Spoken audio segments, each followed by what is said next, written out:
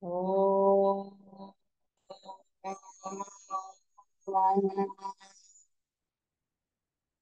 oh,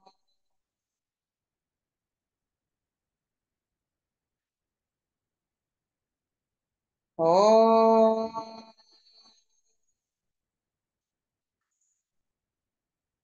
Guru Brahma, Vishnu, Gurudevo Maheswara, Guru Sakshat Param Brahma, Tasmai Sri Gurave Namaha. Namaskaram, Master. Namaskaram, Master Ike. Namaskaram, Master MN. Namaskaram, Master VPS. Namaskaram, Master CVV. Namaskaram, Master CVV. Namaskaram, Master CVV to your lotus feet. Master CVV, Namaskaram to your lotus feet. Vaste. Vastu. Vaste.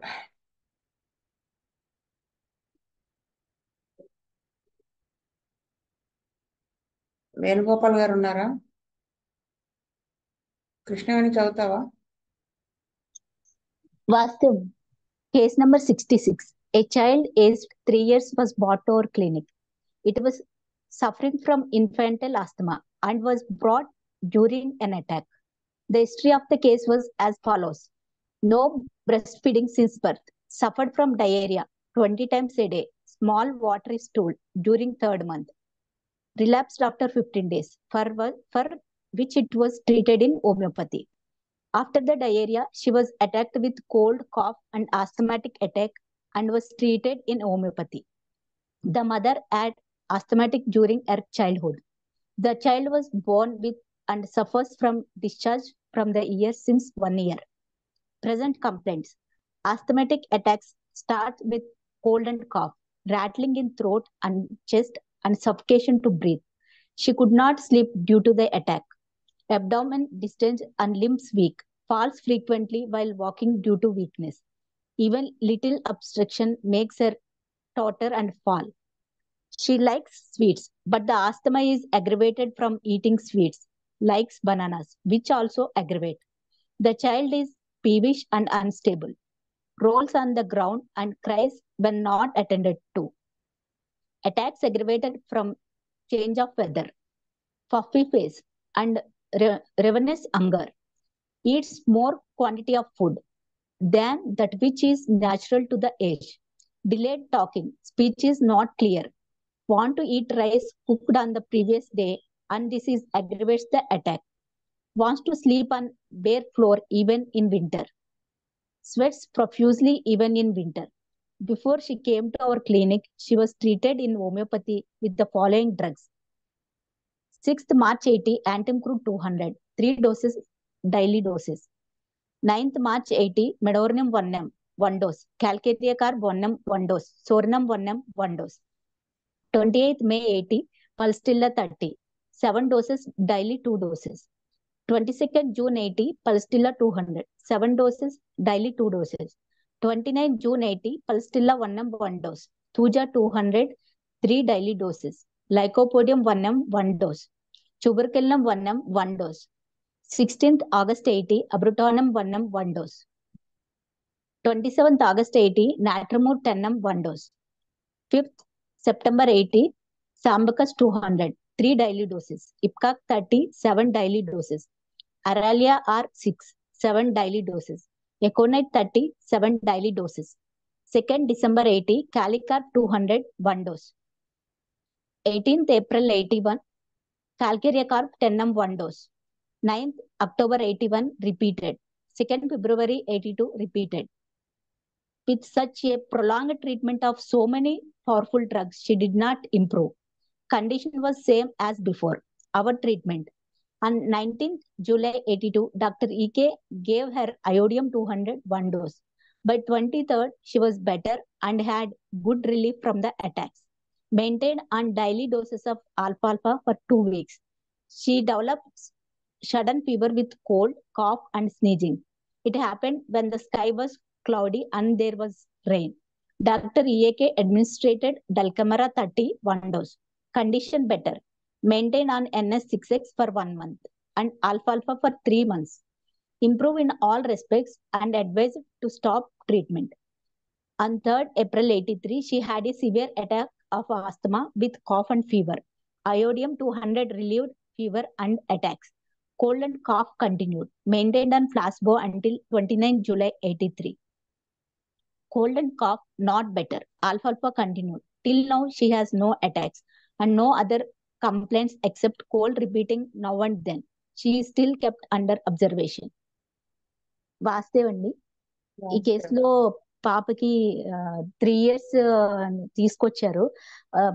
Asthmatic problem ఉంది. చిన్నప్పటి నుంచి ఆమెకి cold cough తో asthmatic attack వచ్చింది.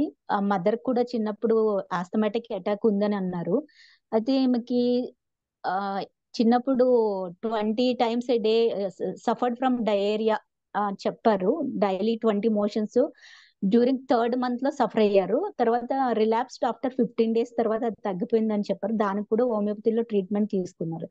ఈ asthmatic condition కి sweets తిన్నా, bananas అవి తిన్నా కూడా అమ్మాయికి బాగా ఎక్కువైపోతుంది. అమ్మాయి కూడా చాలా వీక్ గా ఉంది అని చెప్పేసి ఇక్కడ abdomen distant limbs weak, digestion సరిగ్గా లేకపోవడము, వీక్ గా ఉండడము, falls frequently while walking due to weakness. ఆ వీక్నెస్ వల్ల నడుస్తూ పడిపోవడము ఇవన్నీ ఉన్నాయి. ఈ అమ్మాయికి ఈ ఆస్థమాటిక్ గురించి మన దగ్గరకు కూడా తీసుకొచ్చినప్పుడు అక్యూట్ గా అటాక్ ఉన్నప్పుడే తీసుకొచ్చారన్నారు. ఆల్రెడీ చాలా హోమియోపతి మెడిసిన్స్ ఈ ఆస్థమాటిక్ అటాక్ బేస్ చేసి mostly antim crude, medorrhinum, pulsatilla, I think abrotanum కూడా ఐ థింక్ వాళ్ళు 3rd month లో ఈ మోషన్స్ అయ్యి హిస్టరీ బేస్ చేసుకుని natrum mur, all other drugs, calcarea carb, టెన్నమ్, ఇన్ని మెడిసిన్స్ వాడేశారు. బట్ ఎలాంటి చిన్న ఇంప్రూవ్మెంట్ కూడా రాకుండా అమ్మాయి సేమ్ కండిషన్ ఉంది. అప్పుడు మన దగ్గరకు వచ్చినప్పుడు ఈకే మాస్టర్ గారు ఫస్ట్ ఆమెకి అయోడియం 200 ఇచ్చారు. ఇక్కడ మెయిన్ గా అమ్మాయికి చూస్తే ఈ అయోడియం ఇవ్వడానికి ఈ ravenous hunger eats more quantity of food than which is natural to the age. అమ్మాయి తనున్న ఏజ్ కన్నా ఇంకా కంటిన్యూ అయోడియం లో మెయిన్ అది ఆకలి కంటిన్యూగా తింటూనే ఉంటారు వాళ్ళకి.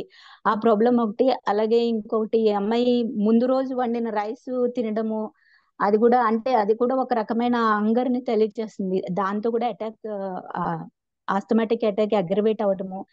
ఇంకొకటి ఏమంటే మెయిన్ గా wants to sleep on bare floor even winter లో కూడా వాళ్ళు చల్లదనం కోరుకుంటారు. అది గచ్చు మీద పడుకోవడము, ఆ బాడీ చల్లదనం తగిలేలాగా అది పడుకుని ఉంటారు. Main స్వెట్స్ profusely even winter. ఆ కాన్స్టిట్యూషనల్ గా అమ్మాయికి ఉన్న సిమ్టమ్స్ బేస్ చేసుకుని అయోడియం 200 ఇచ్చారండి. సో అమ్మాయికి దాంతోనే 19th ఇచ్చారు. 23rd కల్లా చాలా బెటర్మెంట్ వచ్చింది. తర్వాత ఆల్ఫాల్ఫానే ఇచ్చారు. తర్వాత కోల్డ్ కాఫ్ అది కూడా కొంచెం వర్షానికి క్లౌడీ కండిషన్ తో డెవలప్ అవడం వల్ల అనంతకృష్ణ మాస్టర్ గారు డల్కమరా 30 ఇచ్చారు.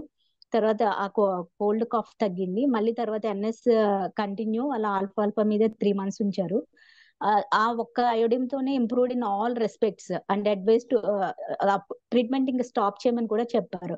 మళ్ళీ అమ్మాయికి 3/4/83 షీ హ్యాడ్ మళ్ళీ జూలైలో వేసిన మందు తర్వాత మళ్ళీ నెక్స్ట్ ఏప్రిల్ లో వేయాల్సి, సివియర్ అటాక్ మళ్ళీ అప్పుడు వస్తే ఇంకొక అయోడియం 200 1 dose రిపీట్ చేశారు. దాంతో అమ్మాయికి పూర్తిగా బెటర్మెంట్ వచ్చిందండి. అంటే ఇన్ని హోమియోపతి మెడిసిన్స్ ఇంత ఇదిగా వాడినా కూడా కాన్స్టిట్యూషనల్ గా ఇండికేట్ అయ్యే ఒక్క మెడిసిన్ తోటే అమ్మాయికి పూర్తిగా క్యూర్ అయ్యింది అని చెప్పేసి ఈ కేసులో ప్రూవ్ చేశారండి వాస్తవ.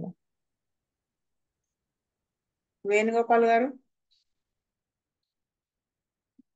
విజయ్ కుమార్ గారు. వాసుదేవ్ అండి, ఈ కేసులో పాప విపరీతమైన నీరసంగా ఉండటం, అలాగే నీరసం మీద పడిపోవడం జరుగుతుందండి. ఆ తర్వాత ఆస్మాటిక్ కండిషన్ కూడా ఈ అమ్మాయికి ఉంది. ఈ కండిషన్లో మేషారు ఈ పిల్లకి ముఖ్యమైన లక్షణం కటికనాల మీద పడుకోవటం, కటికనాల మీద దొరలటం అనేది ఉన్నదండి. అది అయోడియంలో చాలా క్లియర్గా ఉంటుంది. అలాగే ఎక్కువగా తినటం, ఏది కనపడితే తినటం అని కానీ, లేదంటే పచ్చివి కానీ ముందు రోజు అని అలాంటివన్నీ కూడా ఎక్కువగా తినడం, ఎక్కువగా భుజించడం అనేది వీళ్ళకి ఆ టైంలో బాగుంటుంది అనమాట. ఎంత తిన్నా కూడా ఒంటికి పట్టదు. అయోడియం వాళ్ళకి ఒంటికి పట్టక అలాగా నీరసంగానే కనిపిస్తూ ఉంటారు. ఆ బేసిస్ మీద వేషారు అయోడియం 200 ఇస్తారు. ఆ తర్వాత అక్యూట్ డిసీజెస్ కి డల్ఫమారాను, తర్వాత ఆల్ఫా ఆల్ఫా ఇచ్చారండి. పూర్ణానంద గారు,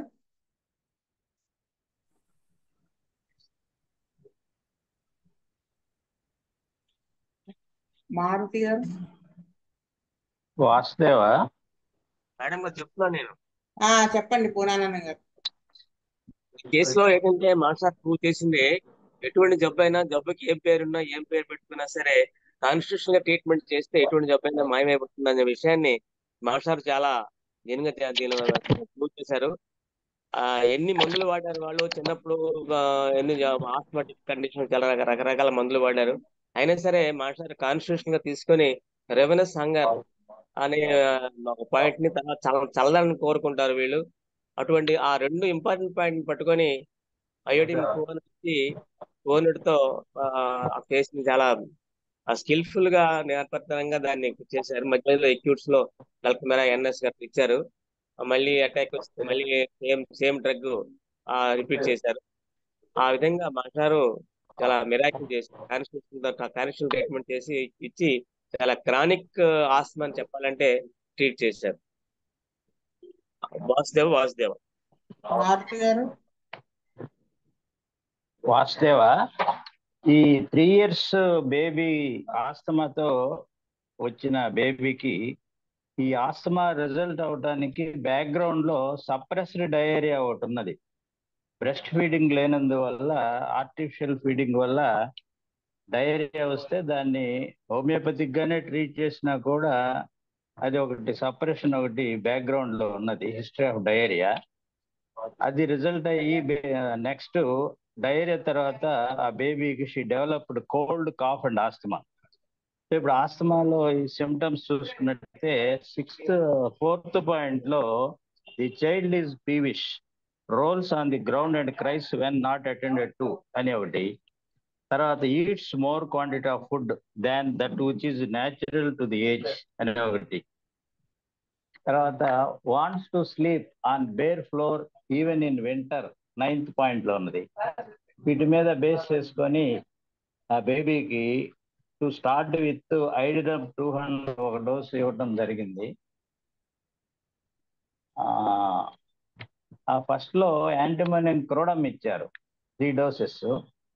తర్వాత మియాజమాటిక్ గా మెడోర్నం 1 ml.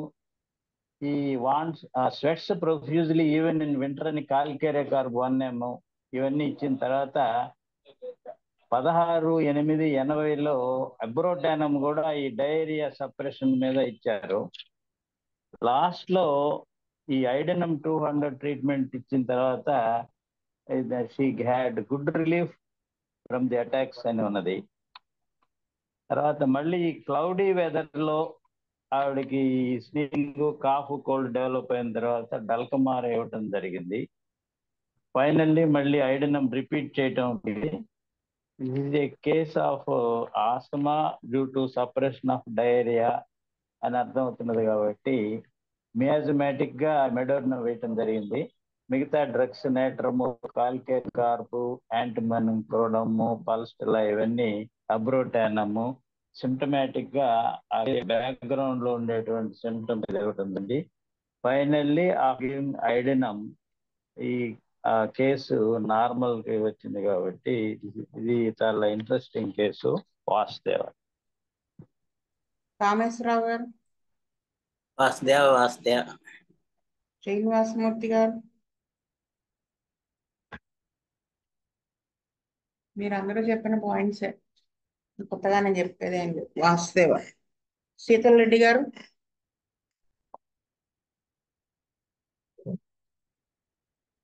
రాజశేఖర్. వాసుదేవ అన్ని మీరు చెప్పిన points Vasudeva.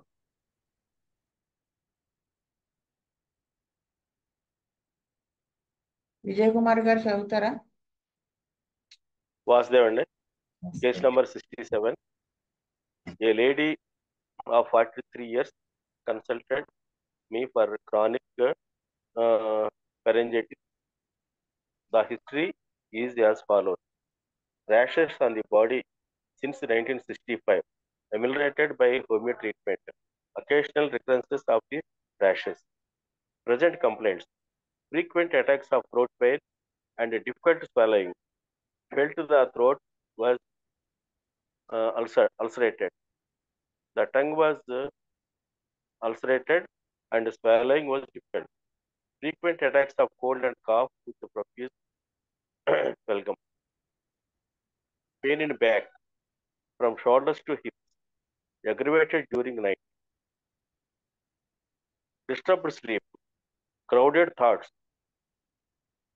apprehension that she might develop throat cancer, frequent frightful dreams, appetite dull, no taste, headache, left-sided, aggravated from sun heat, from going out for market or to cinema using glasses. Left side of the body is affected more by any complaint. Menses once in 6 months, since 1.5 years. Pain in the ovarian region since a few days. Had 3 deliveries, 2 children alive. Hair fall prominent. Madam, developed skin allergy. A hard patch on the right thigh. Tonsils swollen, a tendency to form pus. She was a tall lady, average. Our treatment. 3-282. Lacasis 201 dose. FP3X daily for a week. 12-282. Reported sore erections, severe headache, and feverishness. Ulceration in the mouth was better. She could swallow some food. Good sleep during the first 4 days of treatment. Appetite not improved. Had a vomiting. Tongue coated white. Vertigo. As fallen. Lacasis 1M. Better by 14. But she was weak. KM3X was given daily. She was able to attend to her work. Kept on KM3X for 1 month. Frequency of throat pain was reduced. She could not bend her head forward when she had throat pain. Kept on KM for 1 more month. 21-5-82, she reported pain in throat, cough and difficult swallowing. Repeated Lacasis 1M and maintained placebo. By 14-9-82, she was relieved of all troubles and had no recurrence. Treatment stopped and she was kept under observation. No difficulty till now. Madam గారు ఈ కేసులో వీటికి main మేషారు కింది maximum problems అన్ని కూడా left sided ఎక్కువగా రావటం, తర్వాత మెన్సెస్ చాలా కాలం తర్వాత రాకపోవటం, లాంగ్ టైము గ్యాప్ లో రావటం అనేది కూడా అదొకటి కనిపిస్తుందండి. తర్వాత భయంకరమైన కళలు కూడా ఈ దీనిలో కనిపిస్తున్నాయి. మేషర్ ఆ బేసిస్ మీద లెఫ్ట్ సైడెడ్ ప్రాబ్లమ్స్ మీదే లెక్కాసిస్ కనిపిస్తుందండి. తర్వాత KM3X అనేది థ్రోట్ పెయిన్ కి ఆ మింగట ఇబ్బందిగా ఉండటానికి బాగా క్రానిక్ గా ఉంటే ఇచ్చారని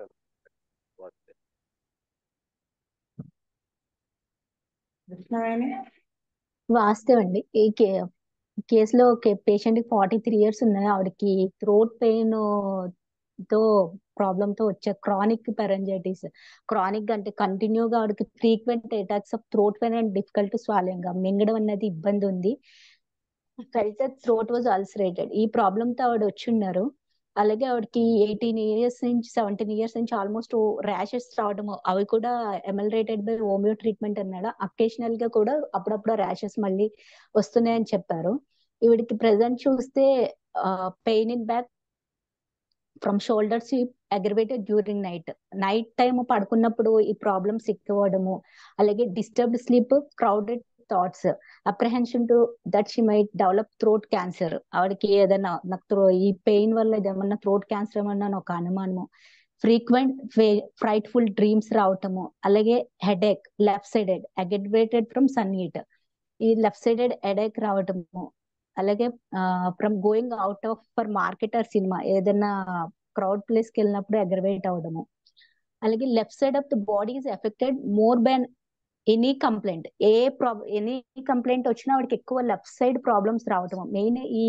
ఇది తీసుకుని అలాగే ఈవిడికి menses once in 6 months since 1.5 years. ఈవిడికి ప్రెసెంట్ ఆల్రెడీ మోనోపాజ్ 43 years కాబట్టి మోనోపాజ్ స్టేజ్ కి దగ్గర ఈ 1.5 year నుంచి 6 months కి ఒక్కసారి వస్తుంది మెన్సెస్ చెప్పారు కాబట్టి ఆవిడ ఆల్రెడీ మోనోపాజ్ లో ఉన్నట్టు తెలుస్తుంది.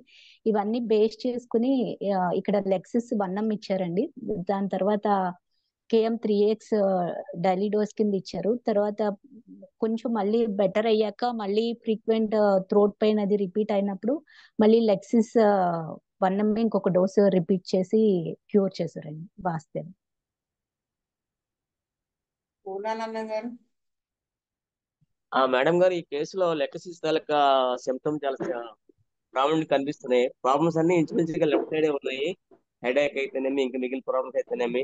తర్వాత ఏజ్ బట్టి చూస్తే ఈవిడ మోనోపాసిస్ స్టేజ్ లో కూడా ఉంది కాబట్టి మెన్సెస్ కూడా ఇర్రెగ్యులరిటీస్ ఉన్నాయి. ఓవరియన్ రీజన్ లో పెయిన్స్ ఉన్నాయి.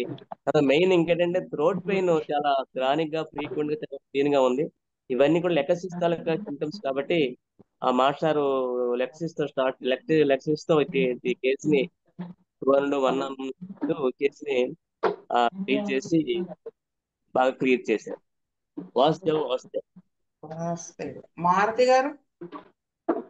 వాసుదేవ, మనకి కేస్ టేకింగ్ క్లాసెస్ లో మేడం గారు, శ్రీదేవి గారు ఏజ్ ఫ్యాక్టర్ నోట్ చేసుకోవటం కూడా చాలా ఇంపార్టెంట్ అని చెప్పారు. ఇక్కడ మనం చూసినట్టయితే ఈ కేసులో లేడీ ఆఫ్ 43 years అడ్మిట్ ఉన్నది. అంటే మనకి ఏజ్ ఎందుకండి కేస్ టేకింగ్ అంటే ఆ ఏజ్ వల్ల మనకు కొన్ని డ్రగ్స్ సజెస్ట్ అవుతాయి కాబట్టి ఈ నీరింగ్ 45 మెనోపాస్ ఏజ్ అప్పుడు వచ్చేటువంటి కొన్ని సిమ్టమ్స్ కి కొన్ని డ్రగ్స్ మనకి సజెస్ట్ అవుతాయి కాబట్టి దాని సిమ్టమ్స్ ఏమన్నా చూసుకోవడానికి వీలవుతుంది. ఇక్కడ 43 అనగానే షీఈ్ అరౌండ్ మెనోపాస్ ఏజ్ కాబట్టి మనకి కొన్ని డ్రగ్స్ సజెస్ట్ అవ్వాలి. అందులో rank drug for menopause lexis అనేటువంటిది. ఇక్కడ సిమ్టమ్స్ కూడా లెక్సిస్ సంబంధించినటువంటి సిమ్టమ్స్ చాలా క్లియర్ గా ఉన్నాయి. అందులో ఫస్ట్ పాయింట్ లో స్వాలోయింగ్ వాజ్ డిఫికల్ట్ అని ఒక సిమ్టమ్ ఉన్నది.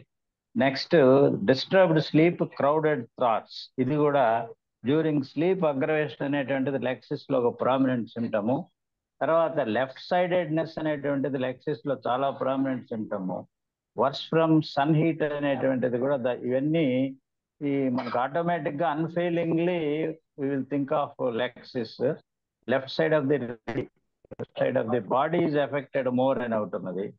తర్వాత ఆవిడకి వన్స్ ఇన్ 6 months అంటే ఆల్రెడీ మెనోపాస్ సింటమ్స్ స్టార్ట్ అయ్యి సంవత్సరంలో ఒకసారి సిన్స్ 1.5 year 6 months కి ఒకసారి పీరియడ్స్ వస్తున్నాయి. వీటన్నిటిని బేస్ చేసుకుని మాస్టర్ గారు ఈ మెనోపాస్ డిస్టర్బెన్సెస్ కి ఈ లేడీ ఆఫ్ 43 years ఏజ్ కి లెక్సిస్ తో స్టార్ట్ చేశారు. కరెస్పాండింగ్ గా అక్కడ ఆవిడకి appetitive dull, no taste, suppression of menses, వీటి వల్ల వచ్చేటువంటి డిఫికల్టీస్ కి మాస్టర్ బయోకెమిక్ గా కాలిమూల్ 3X ని ప్యారలల్ గా ఇచ్చుకుంటూ వచ్చి ఆ కేసుని ట్రీట్ చేశారు. వాసుదేవ. కామేశ్వరరావు గారు. వాసుదేవ. నాది కూడా వాస్తవ. శీతల్ రెడ్డి గారు. రాజశేఖర్. వాసుదేవ. అది కూడా same points. Vasudeva. Next case Krishnaveni చదువుతావా? Okay, madam. A girl of 14 years, she was brought to cure irregular menses. The symptoms are as follows. Health began to fail since the age of puberty. Matured in 12th year. Menses irregular. Maintaining cycles of 1.5 month or 2 months. Colic in lower abdomen during menses. Flow lasted for 4 days. Suffering of nose with difficult breathing in all seasons. Started from the age of puberty. Appetite reduced after maturity. Sleep disturbed suddenly with no suffering and could not sleep anymore. Mental dullness increased progressively with irritability. Blurred vision since 1 year. Letters on blackboard and other distant objects could not be seen. Watering of the eyes present, but controlled after using glasses. She craves for stimulants and chilies. Felt breathless by walking a few steps. Lean, tall, and dark in complexion. No company or friends around her house. Reading books when felt lonely. Treatment. 28th June 81, phosphorus 201 dose. Slightly better after 1 week. Congestion of nose was better after 2 weeks, but there is no change of symptoms. Dr. GSR Murthy repeated phosphorus 200. 3rd September 81, she reported that she had no menses since 3 months. Pulstilla Vannam given. Menses appeared on 23rd September 81. Discharge profuse for 8 days. Kept on placebo. Person improved. Appetite improved. No suffering better. Menses better, but still delayed a bit. 16/11/81, Pulstilla Vannam repeated. Menses regularized. Betterment continued. 12th February 82, reported that the appetite became dull. Menses was also disturbed. Pulstilla Vannam was repeated, but no considerable improvement. 27th February 82, I gave sulfur 31 dose since indicated remedies were not responding. So began to improve faster. Irritability reduced and she became mentally alert. Appetite normal. Menses regular. Kept on placebo till 5th April 82. A wart developed on the left thumb and disappeared after 1 month. No recurrence of symptoms and she stopped treatment without reporting after 3 months. వాస్తవం అండి, ఈ కేసులో పాపకి 14 years ఉన్నాయి. ఎప్పుడే puberty start అయినప్పటి నుంచి ఆమెకి హెల్త్ డిస్టర్బెన్స్ అన్నది స్టార్ట్ అయిందని చెప్పారు. 12th year లో అమ్మాయి మెచ్యూర్ అయింది. 1.5 month కి 2 months కి సైకిల్స్ వస్తున్నాయి. పీరియడ్ టైంలో బాగా లోయర్ అబ్డామన్ లో పెయిన్ కూడా వస్తుంది. 4 days ఫ్లో ఉంటుంది. Stuffing of nose with difficult breathing in all seasons. ఇది కూడా started from the age of puberty. Appetite reduced after maturity. ఆకలి కూడా తగ్గిపోయింది, అది కూడా మెచ్యూరిటీ తర్వాతనే. Sleep disturb suddenly with nose stuffing and could not sleep anymore. And nose పట్టేయడం, sleep nose block అయిపోవడం వల్ల నిద్ర డిస్టర్బెన్స్ అవుతుంది. మెంటల్ గా కూడా డల్నెస్ వచ్చింది. ఇంక్రీజ్ ప్రోగ్రెసివ్లీ విత్ ఇరిటబిలిటీ, అది ఇరిటబిలిటీ కూడా డెవలప్ అయింది. Blurred vision since 1 year. Letters and blackboard, అదే మయోపియా కూడా వచ్చినట్టుంది. లాంగ్ ఆబ్జెక్ట్ డిస్టెన్స్ కనిపించట్లేదని చెప్పారు. వాటరింగ్ ఐస్ కూడా. గ్లాసెస్ యూజ్ చేశాక ప్రాబ్లమ్ సాల్వ్ అయింది. She craves for stimulants and chillies. Felt breathless by walking a few steps. Lean, tall and dark in complexion. No company or friends around her house. ఇక్కడ అమ్మాయి lean, tall and dark, తన appearance చూసి ఇక్కడ first phosphorus 200 ఇచ్చి ఉంటారు అనుకుంటున్నానండి. Slightly better అయింది. తర్వాత మళ్ళీ congestion of nose was better after 2 weeks అన్నారు. ఇంకా సిమ్టమ్స్ లో ఏమీ చేంజ్ రాలేదు. మళ్ళీ ఫాస్ఫరస్ 200 రిపీట్ చేశారు. బట్ అప్పుడు ఆమె ఇంకా 3 months తర్వాత menses, she had no menses 3 months అని చెప్పేశారు. అప్పుడు పల్స్టిల్లో 1M ఇచ్చారు ఈ కేసులో. అప్పుడు అంటే ఈ డిలేడ్ మెన్సెస్ కి, ఇక్కడ మెన్సెస్ తర్వాత 1.5-2 months కి డిలే రావటము, ఈ పీరియడ్స్ లో పెయిన్ రావటము, ఆ ఫ్లో ఫోర్డ్, ఈ పాయింట్ బేస్ చేసుకుని దాని ఆ టైంలో ఇరిటబిలిటీ అది డెవలప్ అయ్యి మెంటల్ డల్నెస్, అలాగే no company or friends around, ఎవరితోనూ లోన్లీగా ఫీల్ అవటము. ఇక్కడ పల్స్టిల్లో 1M ఇచ్చుంటారు అనుకుంటున్నాండి. దాని తర్వాత అమ్మాయికి మెన్సెస్ రెగ్యులరైజ్ అయింది, బెటర్మెంట్ కంటిన్యూ అయింది. తర్వాత మళ్ళీ పల్స్టిల్లో రిపోర్టెడ్ మళ్ళీ ఆకలిది కూడా ముందు లేదు, తర్వాత బెటర్ అయింది. మళ్ళీ కొంచెం ఆకలిది జనరల్ సిమ్టమ్ మళ్ళీ ఇక్కడ తగ్గిందని చెప్పారు. మెన్సెస్ కూడా డిస్టర్బ్ అయిందంటే మళ్ళీ పల్స్టిల్లో 1M రిపీట్ చేశారు, కానీ నో కన్సిడరబుల్ ఇంప్రూవ్మెంట్. అప్పుడు indicated sulphur 30 not responding, indicate అయిన రెమెడీ రెస్పాండ్ అవ్వకపోవడంతో ఇక్కడ సల్ఫర్ 30 ఇచ్చారండి. తర్వాత she began to improve faster. ఎప్పుడైతే సల్ఫర్ 30 వేశారో పల్స్ ఈ డ్రగ్ అనేది బాగా వర్క్ చేయడం స్టార్ట్ అయింది. ఇరిటబిలిటీ కూడా రెడ్యూస్ అయింది. మెంటల్లీ కూడా బాగా అలర్ట్ అయింది అమ్మాయి. అప్టైట్ కూడా నార్మల్ కి వచ్చేసింది. మెన్సెస్ కూడా రెగ్యులరైజ్ అయిపోయింది. ప్లాస్మా పైన ఉంచారు. ఒక వాట్ వచ్చింది, ఆటోమేటిక్ గా అదే ఒక 1 month కి తగ్గిపోయింది. So no recurrence of symptoms and ఇంక ఎలాంటి సిమ్టమ్స్ రాకపోతే అమ్మాయి ఇంకా రిపోర్ట్ చేయకుండానే ఆఫ్టర్ 3 months స్టాప్ చేసింది ట్రీట్మెంట్ అని చెప్పారండి. ఈ కేసులో అంటే ఈ మెన్సెస్ రిలేటెడ్ ఇష్యూస్ తో ఇక్కడ పల్స్టిల్లతో క్యూర్ అయిందని తెలుస్తుందండి. వాస్తవం. విజయ్ కుమార్ గారు, వాస్తవ పూర్ణానందం గారు. మేడం గారు, ఈ కేసులో ఫాస్ఫరస్ సింటమ్స్ అయితే పెద్దగా లేవు. మనిషిని చూస్తే lean, tall and dark complex దాన్ని బట్టి మాస్టారు చుట్టారని అనుకుంటున్నాను. కొంచెం లైట్ ఇంప్రూవ్మెంట్ ఉంది. మళ్ళీ అదే రిపీట్ చేశారు. తర్వాత menses problems menses 3 months menses లేకపోవడం, ప్రొఫ్యూజ్ బ్లీడింగ్, ఇవన్నీ మా మెన్సెస్ ప్రాబ్లమ్స్. దాన్ని మెన్సెస్ ప్రాబ్లమ్స్ చూసుకుని దానికి పల్స్టల్ వర్ణంతో స్టార్ట్ చేసి మళ్ళీ దాన్ని రిపీట్ చేస్తూ వస్తూ పల్స్టల్ మళ్ళీ రిపీట్ చేశారు. అయినా సరే ఇంప్రూవ్మెంట్ మళ్ళీ ఆగిపోతుంది. దాన్ని బేస్ చేస్తూ ఇండికేటెడ్ డ్రగ్ ఇచ్చినా సరే రెస్పాండ్ అవ్వదని చెప్పి మాస్టర్ సల్ఫర్ ఇచ్చి ఆ ఇంప్రూవ్మెంట్ ని చాలా వేగవంతం చేస్తూ పూర్తి చేశారు. వాసుదేవ మారుతి గారు. వాసుదేవ, ఇందాక కేసులో మనం మెనోపాస్ టైంలో సర్టన్ డ్రగ్స్ ఇండికేట్ అవుతాయి అనుకున్నట్టుగానే ప్యూబర్టీ నుంచి హెల్త్ లో ప్రాబ్లమ్ స్టార్ట్ అయినా కూడా మనకు కొన్ని డ్రగ్స్ ఇండికేట్ అవుతాయి. అందులో పల్స్టిల్లా ఒకటి. ఇక్కడ చూడండి, ఫస్ట్ పాయింట్ లో health began to fail since the age of puberty అనే ఒక సిమ్టమ్ టు స్టార్ట్ విత్ ఉన్నది.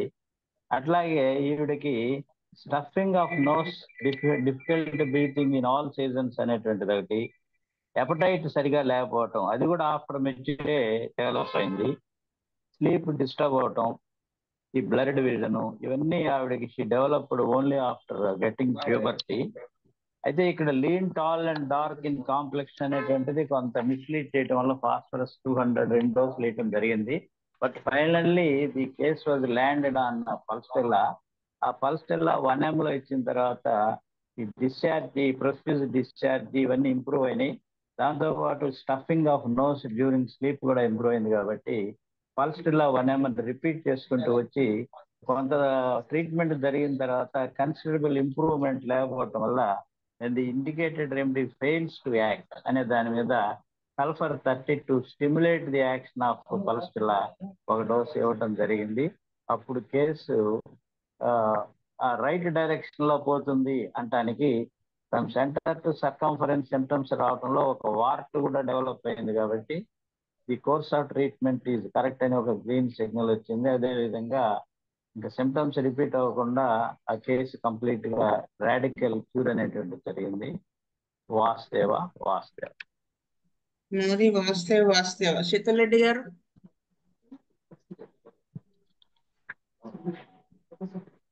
రాజశేఖర్. వాసుదేవ. స్వస్తి ప్రజాభ్యః పరిపాలయంతాం న్యాయేన మార్గేణ మహీమహీస గోబ్రాహ్మణేభ్యः శుభమస్తు నిత్యం. లోకా సమస్తా సుఖినో భవంతు. లోకా సమస్తా సుఖినో భవంతు. లోకా సమస్తా సుఖినో భవంతు. ఓం శాంతి శాంతి శాంతి. వాసుదేవ.